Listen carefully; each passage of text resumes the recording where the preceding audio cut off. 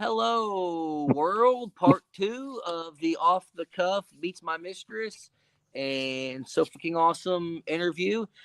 We talked about how we needed to kind of give our backgrounds. We decided we're just going to hang out and chill and do it together. So, no formal interviewing. We're just going to, it's a Saturday and we're just shooting the shit. Sorry, shooting the dirt, whatever you want to call it. Kid friendly. Heck, we kids are gone. We put not made for kids on the YouTube usually anyway. So, Yeah. we're good. Yep. So let's see. How long how many comps do you do a year? Obviously you've won one, but how many do you do Yes. and how many have you placed, let's say top tens? Well, backyard's small, so most of the ones I've done have been 10 or so anyway. So I guess all of them top 10, but besides the Royal. No, and Royal, for my first comp, I got eighth place ribs, which I was irritated because I realized after I done and all said and done, I missed a few stupid steps when I was boxing it. Probably could have got top five if I would have done what I was supposed to. So I'm hoping this year I can improve a little bit and get at least a call as my goal for the Royal this year. But I got eighth place ribs and 16th place chicken, which I knew my chicken. I I manhandled it too much, and the skin was starting. It was starting to fall apart. But hey, so I didn't get dead ass last in chicken, so I was happy. I got 12th place overall out of 25 teams, and I beat some really good teams. That's got third places in Master Series. That's one Master. I mean, that's not one Master Series. Obviously, they wouldn't do backyard, but that's placed high in backyard. Decent cooks. So I felt pretty proud of that. Then I did a Mother's Day contest in Columbia, and it didn't go great, but I improved my chicken by about 6 points, but the first place person won 80 chickens, so it's kind of hard to compete with that. I mean, it was a stacked field. So I left kind of disappointed in that, and I completely revamped my rib recipe after that because I just wasn't hitting. I think it was too sweet. It was just it didn't have any kind of balance to it. It was just nothing but sweet. So I said, hey, I need to probably back off the sweet, throw a little more heat to it, and kind of balance it. And so the next contest I cooked, it was the unsanctioned one in Boonville, and I it was 15 minutes from my hometown. I didn't even run a U-Haul. I threw all my crap in the back of my truck, just went down, threw an easy up and cooked it. Threw three smokers on because it was wings, pork steak, and ribs. And I said, well, you know what? I'm just gonna have fun with this. After Columbia, I was so beaten down and I said, this is just I don't want to say for lack of a better word, practice cook, but it was just one that I had no pressure. I'm just gonna cook it and whatever happens, happens. And I thought I had a pretty good cook. I mean, my pork steak I wasn't proud of because I realized that when I've always cooked a pork steak, I just slice it and eat it. I've never realized how to turn it in for judges. Like I'm like, how do I even present this? So I kind of chunked it, kind of similar to burnt ends, and kind of turned it in like burnt ends. And my chicken wings, I was really proud of. I actually put six. You're supposed to turn in six, and I put six drums and six flats in there. I actually had six of each because I wanted the judges to get bold. I was actually really proud of my chicken. Ribs I thought were really good too. So I knew if I did decent pork steak, it was going to be a good day. So we got to awards, and lo and behold, I got first in pork steak. And I said, well, this might be a decent day. Then we got to chicken wings, and I got first in chicken wings. And then we get to ribs, and I knew I was doing the math. I think after two first places, I was pretty much going to win grand regardless. We get down to, I get called for third or second, and I was like, damn, did I win ribs too? Sure enough, first place ribs. And so wasn't much mystery who was going to win that one, but Nice. then we went to Ashland, and that was right off the cutoff for this year into next year for the Invitational. And I said, well, couldn't qualify for the Invitational. This one cook. I said, I got to win first place chicken or ribs. And that was when I got there. My easy up decided, so I don't know if something fell on it. It shook, whatever. It broke in about four places. So I had it held together with tape for the day. And it did not go. My motto was adapt and overcome because it wasn't a good day. But my chicken, I got turned in chicken, and I said, if I don't do decent in chicken, I'm going to be pissed. My ribs, I took a bite of, and I said they're decent, but there's no. They didn't inspect meat till 8 that morning, and turning time was so there was no time for my rib injection to sit in there. Yes, I'll give away a secret. I inject my ribs. Big deal. So it didn't have enough time, so you didn't get that pop from the injection when you took a bite. Everything was all on the surface, and it was just bland in the middle. I said, well, ribs might cost me. Sure enough, we get to awards. They get down they call the top 5. And as they're getting closer to first, I'm like, I don't think I got anything worse than 5th. So as they kept going down, I'm like, I think I won chicken. Sure enough, first place chicken. So that was my invitational call. We get to ribs, and I got 4th, and I was kind of irritated about that. But I ended up 3rd overall. I dang sure would have got grand if I would have just done one place better in ribs. Ribs literally cost me the grand in that contest, and that's what makes it irritating. But it is what it is. I lost by 4 points, and there was 9 places between me and the other person in ribs from 3rd to 4th, so that's literally what cost me. The judging on that competition was weird in the fact, though, that it was low. Like, my score for chicken was similar to what I got at the Royal, and I won chicken that day. But they had that 1 or 2 judges that just scored everyone low. I don't know what they wanted. I don't think they gave a 9 out all day. I think I had 6s and 7s in appearance from that judge in my chicken. Yeah. And everyone I've showed my box to, they said there's no way that's a 7. 8, I could justify. Because one of my chicken leg bones had a little bit of that spot where that kind of see the knuckle versus the other one. So it kind of stood out. But that was the only thing I could have seen that maybe made it be an 8. And it gave it a 7. But, they always say you blame the judges. Everyone had the same scores on judging that day. So, Judges, I mean, you leave it in the judges' hands. Everyone's, it is what it is. Everyone's different taste buds. And that is very true. And being a judge myself too, I try not to bash it, but it also sometimes is hard because when I'm sitting at the table and I look and I see somebody give a 7 on appearance, that's a 9 all day long, or even maybe an 8. Yeah. And they give it 7s and 6s. I'm like, what are you looking for? Like, that is beautiful. You cannot get a better box. What are you looking for? Yep. And I've had the judges tell me, I don't give out 9s on appearance. I'm like, what? Like, what? Why are you judging then? But like I said, everyone has the same thing. It's kind of like winning the American Royal Masters. You got to be good food and lucky at that contest. Yeah. Oh, yeah.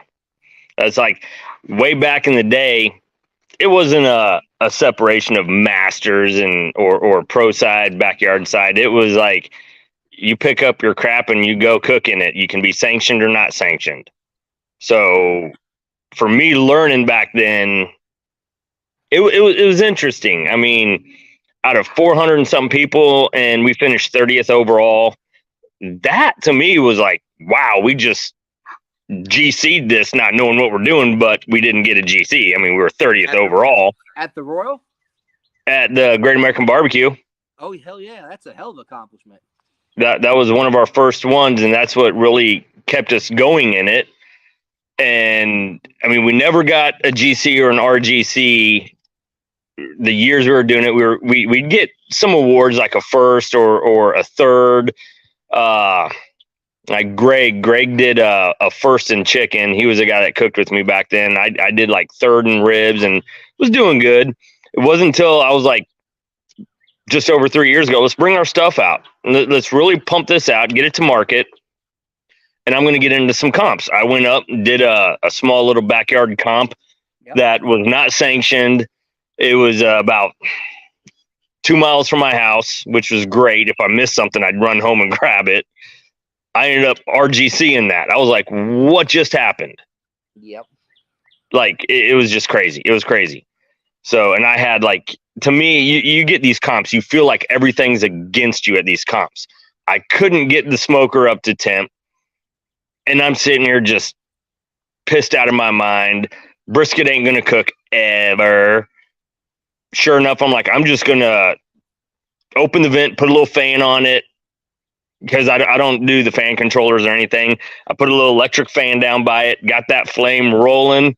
Next thing you know, I'm cooking a brisket at 400 degrees going, I'm just going to let her go. I ended up getting 3rd with it going, what just happened? I've decided in barbecue, and it's kind of weird because I can't say that. I had a good day in Boonville, and it just nothing went bad except it was hot. That was the only thing in Boonville. But Yeah. Nashville, I decided I knew I was going to have a decent day because usually if you have to overcome the elements and you do decent overcoming them, it's usually a good day. Yep. Yeah. There's some crazy stuff in barbecue. That's all I gotta say. I mean, So with your rub, did you have them the whole time and you just didn't start putting them out until a few years ago? Is that how it was, or? correct. I'd hand blend them, and it'd just be me and a handful of buddies. Like, hey, can I get a bag of your original rub? I want to cook some ribs at home, or pork at home, or chicken at home, or whatever. That's pretty much how it was. And it just fell into the right place at the right time of being told, hey, you should probably market this. And it was a stupid thing where I created a fake label, but got online, did some of these bottle places where you could get a sample bottle, taped a piece of paper label off my printer on a bottle, handed it to a buddy at a golf tournament where, we're all having a couple, and somebody was there and was like, you should market it. So I start looking into it and talking, and lo and behold, one of the people there, or not there, but after that, where I was having, fun with some buddies, had the bottle. Hey, let me see that. I have a store. I want to get that in my store. You have 3 months to figure out labels, bottling, nutrition, create a company. And that just blossomed to where 3.5 years later, we're in 15 stores. We have a guy that sells it on Amazon and Walmart online. We have a couple other companies that promote through the internet, which is awesome for sales. Yes, if anyone's out there would like to leave any comments on distributors, I'm looking for distributors. I'd like to get this all across the United States, if not overseas. Leave some comments. Smash that like button. And I will completely vouch for the 3-month thing because I've been working on this sauce for a ridiculous amount of time. I just got the LLC set up and we're starting the next steps. But like I said, it is a hard process whenever you try to do a little bit at a time without breaking the bank completely to start this. Because I'm hoping that eventually it will catch up with it, but it's kind of costly in the very beginning. I realized that when the 3-month timeline was draining the bank, and we're like, where's this money going? Well, I needed a LLC. We need labels. I have to figure labels out. I need nutritional stuff. I need bottles. I need lids. I need a spice guy. It's one of those to where we just dumped a boatload of money out. This better do something. And I'm like, hey, if we're not turning a profit in 5 years, it's done. We'll just sell the recipes and just, go. I mean, it won't be a lot. Well, now it's, people know us. People know Sofa King. Yep. They know Addicted to Q. How did you come up with the name? Drinking. I mean, it's the play on words from way back in the day. And it was a buddy of mine's daughter. She's one day she's going to be a pro golfer. She's freaking phenomenal. But we were golfing with her on the golf course, and you couldn't cuss around her. And I was like, man, I need a name for this spice stuff. And he goes, it just like swings right, like she swings, beautiful shot. And he was like, you're Sofa King, awesome. And I was like, dude, I am stealing that, and I'm gonna run with that. And I ran with it.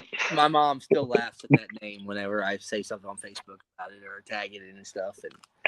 And hey, it's all good. It's all good. I mean, but for me, it's the fun. It's the laughter. I don't care about no dumb woke society or snowflakes. Try to cancel culture me. I'm going to laugh and laugh and laugh because laughter is the best cure for everything. It's kind of funny though, because everybody always says, and it's basically true. You get, and this is kind of advice for people getting into barbecue. Not that I've well established to get myself advice, but and they say it means something. A lot of times, if you sponsor or get sponsored, you tend to become pretty good friends with your sponsors. Like I said, my two that I have with King Louis and Sofa King, like I said, me and Brian just BS talk. I mean, we started YouTube together, so we can't be that bad, but we just have fun. That's where this YouTube comes from. We decided we wanted to share our lives with people on barbecue. We don't know it all. We get comments all the time about people making fun of us, but you know what? We have fun with it. We always put that thing on there. Anything you want us to cook, we'll make ashes of ourselves. We'll try it out. It may be god awful, and we'll tell you it's god awful, but we'll try it. We have fun with it. You can't beat a grilled flavored donut. I'm just going to tell you guys that. World, you got to try it. Sofa King did it. And my wife asked me the other day, she said, what do you want out of what do you want this YouTube's target audience to be? And I said, everything from the winner of the American Royal to the guy firing up the grill the first time and anything in between. Yep. Now here's a question for you. What's that? And this is one I was thinking of today, knowing that we were gonna come up to this and just shoot weight off the waist, you know. Yep. No, we pretty much know our questions. Yes. But one for you that you don't know about that we've not asked anybody. Oh crap. For me, my answer is a yes. Would you mentor or let anybody shadow you at a competition? Oh, absolutely. Come on out. Yep. Anybody if you've never cooked a contest in your life, come on out. Oh, yeah. Tell you what I did.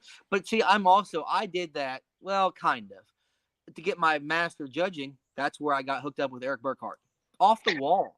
Never knew the guy in my life. Just somehow he's on Facebook from Eugene. So I'm like, he kind of. But then all of a sudden I started digging. I'm like, hell, he wins the American Royal. Hell, he competes. I just randomly sent him a message on Facebook. Said, hey, I need to cook for my judge certification. He said, see you at 6 a.m. Saturday in Washington. That was it. But for judging, you have to shadow someone. Yes. Now, this is not for judging. This is just, hey, Bob, next door, I see you got a grill. You want to learn more and learn how to comp? Come on out. Shadow me. Hopefully, I see him at a comp. But yeah, anyone, everyone. Most people will realize with me, I'm for helping the barbecue world. I've told Thomas with Rucking Fidiculous, I've told some of my buddies, cook together. Come out with me. Heck, I'm going to a class with OG Bandits. I told them, I'll take notes for you. I'll give you my notes. You got to cook it. If you beat me, whatever. We had a dang good time doing it. Maybe I'm competitive, but I'm not. What's the point of beating somebody if you keep everything in? I don't know. Yeah, I mean, to me, I'll give half my secrets out. Yep. Maybe 3/4, 90%. I don't know. I'm the dude that probes a freaking hot dog, grills donuts. I might just give you every freaking secret, but you still got to cook it. I'd be more than happy to let anyone shadow me and learn. Like, I met Caden Blake. We're going to try to get him as an interview. Yes. And the dude's 14 and a great freaking cook. I guarantee you he's going to win a lot of awards one day. He's making a statement. He'll probably have a crown and the cape on someday. Just my thoughts. Yeah. I mean, the kid is phenomenal. I met him in Oklahoma. He was I think that was his very first one, and he was shadowing a guy that cooks for Cosmos Q, or is big sponsored by Cosmos Q. Yep. But he kept coming over to my area. We'd just BS talk. He's asking what I'm doing, going back to that guy, shadowing him. He goes, do you mind? I go, I don't mind one bit. The kid is great. I love him. He's awesome. Now, I will say the only time I may hold something back is if it's something I got from a class or from somebody that may not want that around because they didn't pay for, I don't know. I get kind of weird about that because I learned it from somebody they may not want it out to the whole public. That's my only setup. Yeah. Well, and there's certain things. But I mean, tough too. I don't go completely off their profile, their recipe, and anything like that. Yeah. Well, and for me, I know one thing I have to do when I'm more with Caden. I was checking my stuff, but I wasn't probing anything. Where the guy he was shadowing was probing, and I'm just like, I just know. I've done it for so long, so many times. I just know. So I got to remember, if I do have someone shadow me, I got to pull the probe out, and I got to explain the temps and things like that, because I will miss that. You can take whatever back and you'll screw it up royally because I didn't explain any of those temps and all that stuff. Hey, this is what it looks like. 9 times out of 10 with chicken, I know when it's done, and I probe it at the end to make sure it's done, and that's it. Very rarely will I probe it twice, because I almost know exactly, but I want to make sure it's at that temp, just to second guess. Ribs, I use a toothpick, which is a trick Eric Burkhart taught me. Probes are too wide. You don't get that feel quite as good as you do with a toothpick. A toothpick, you can tell a lot more where it's at. So I don't use a temp on that. I don't probe my tooth ribs. Yeah. Brisket, I do probe a brisket, but I could turn the thing around. I don't care what temp it's at. I care how it feels. Yep. And really the same thing with pork butt. I mean, that's done by tenderness. That's not done by any temp. You can throw away that. That's one other thing Eric Burkhart taught me. He said, put duct tape over your temp reading. You don't need it anyway.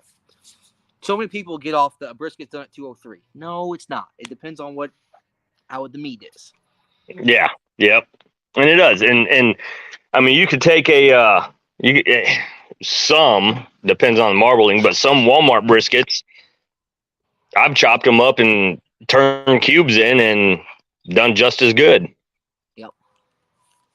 So before we'll finish on one last question, because I got a date night with the wife tonight, so I don't want to got to get out of here. What's the future hold? How many comps you cooking this year? What's your future look like? Well, right now, I've got 2 comps that I know I'm doing. I'm doing the Royal Backyard.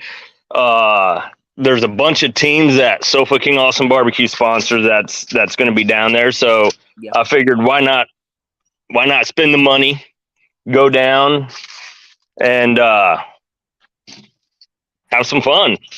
Show them, I can cook, but I can also DAL a competition. Yeah, I mean, I'm just going. I'm probably going to DAL just because I'm trying this whole new profile that I want to try. That probably won't do good at all, but to me, it's all in fun, and that's barbecue. And then I got one in I think it's in August, out by Atchison. I'm going to go do, and I'm trying to contemplate on a couple others. Just to see what's going on. And like I said, I'm going to run this same profile at all of them, see how it does. And you never know. One of them, it might win. One of them, it might dead last. It's all fun. How many you got going on? What's your future?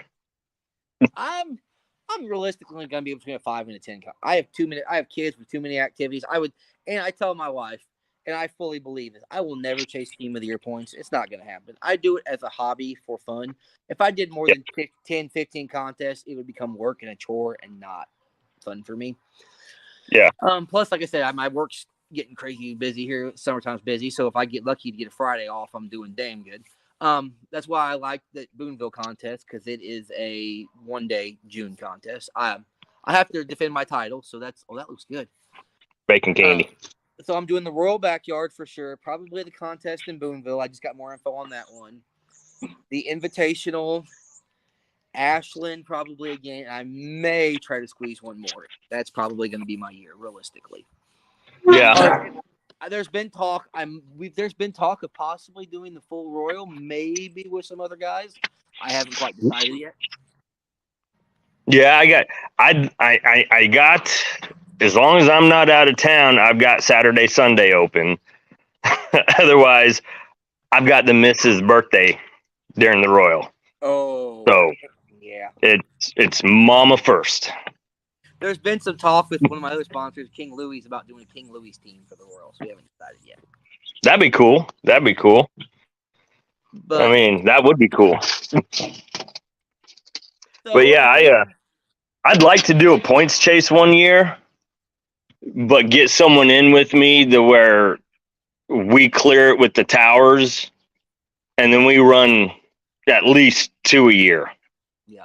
Starting with the Royal Backyard, we run 2 a year, and we see how it goes. Or not a year, 2 a year, 2 a month, 2 a month. Yep.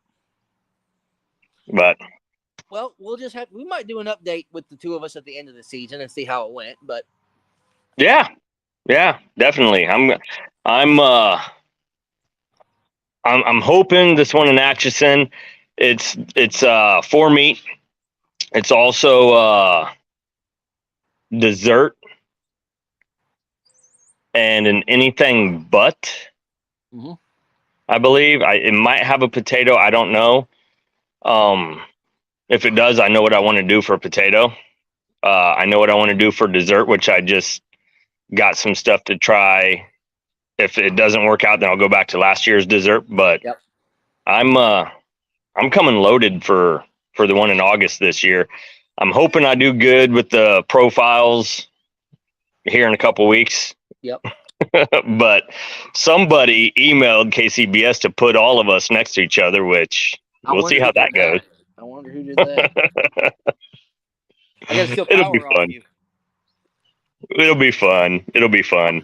I'm looking forward to it. Well, we're going to probably, like I said, this is going to be 2 parts, so we're going to post them in 2 different episodes. So, especially if you've gotten this far, please like, subscribe, and share. So, like I said, we just want to spread the love of barbecue around to everybody. So, we're just 2 guys in our backyard just hanging out. So, leave us distributor names down in the comments. That would be great, please. For both of us. Yes. All right. Well, Bradley, see ya. You take care. We'll see you. All right. Bye.